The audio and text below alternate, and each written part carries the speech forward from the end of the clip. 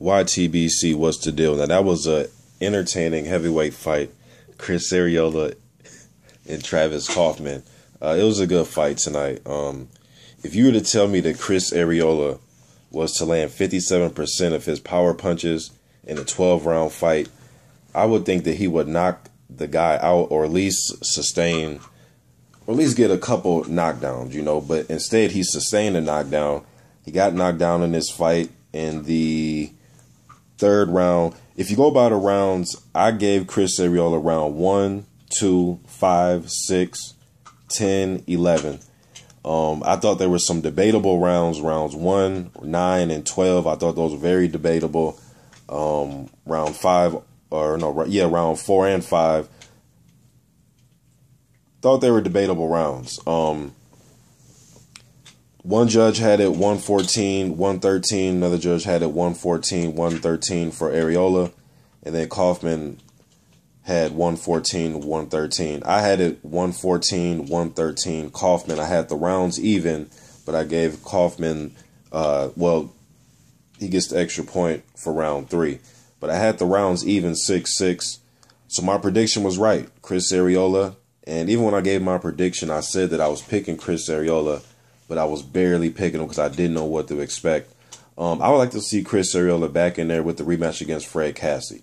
I thought Cassie won the first fight, but that it was a draw. But I thought he won the first fight. And Fred Cassie had the fight with Dominic Brazil, a fight that I thought he won. They gave it to Brazil, but I thought he won that fight also. I would like to see Cassie. You know, Cassie does have a victory, but he's a guy that's been in some questionable draw and a loss. I like to see Arreola back in there with him. It'll be a rematch, be an entertaining fight, in my opinion. Looking at the fight, I took my notes here. In round 1, Arreola came out, you know, typical Chris Arreola from about 7-8 years ago, came in there blazing the first 30 seconds. Kaufman weathered the storm.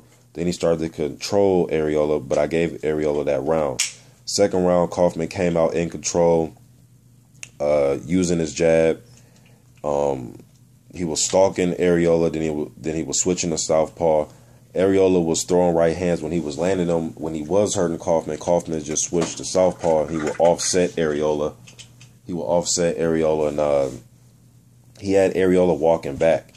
You know, then Arreola in the third round started to blow out of his nose, and I was like, damn, he's blowing out his nose in the third round. He looked kind of tired, but he came in shape. He came in at 236, which is down for him. His last fight was he 246, and the fight before that he was 260 pounds. So as soon as he was blowing out of his nose, and then a few moments later he gets knocked down with the combination from Kaufman, which was a right hook to the body, a left hook to the body, then a right hook back upstairs. Beautiful combination to put Arreola down. Kaufman showed good body work in this fight, and he was mixing it up with Arreola, working his body, confusing Arreola a little bit, and Arreola started to walk backwards.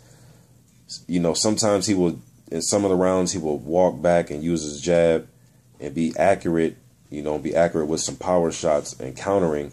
But he just is not the same Chris Arreola when he's walking backwards trying to counter. It's just not the same guy. So I think him being down in weight, it makes him more active. He wasn't as gassed out late in this fight like I've seen him in previous fights, like with Harper and a few other fights, Cassie.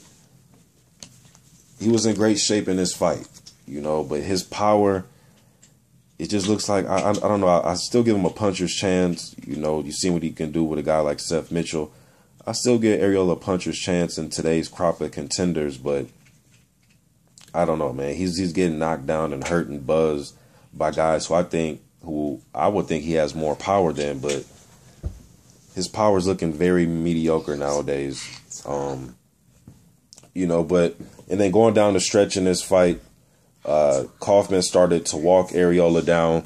He started to walk Arreola down with counter punching. He was walking him down with the jab, and he was walking him down trying to counter him. He wasn't necessarily walking him down with power shots, just walking him down, placing the shots, counter him, making him miss.